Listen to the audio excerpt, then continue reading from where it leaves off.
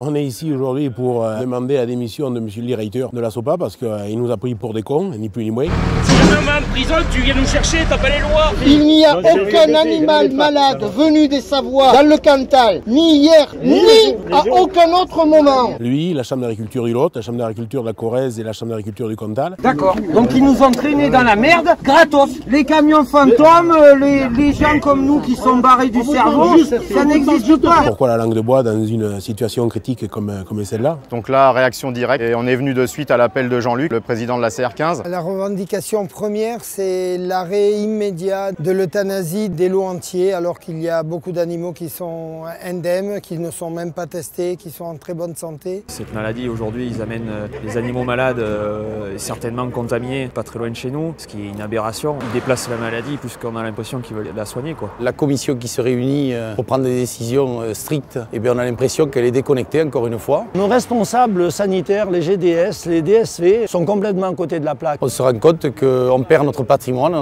c'est nos animaux. Qu'on abatte les vaches qui sont malades, qu'on mette le reste du troupeau en quarantaine. Les autres animaux, c'est vaccination et mise en quarantaine. On ne peut pas abattre un troupeau complètement, c'est inadmissible. Les vaches, quand on les tue, c'est pas des volailles. L'autre jour, on a fait une réunion le 7 août à l'Aveyron. On a vu que la majorité des agriculteurs présents étaient contre l'abattage total. C'est incompréhensible d'aller abattre des animaux comme en Savoie ou Haute-Savoie, mais ailleurs aussi, qui sont des cheptels sains, choyés, bien nourris.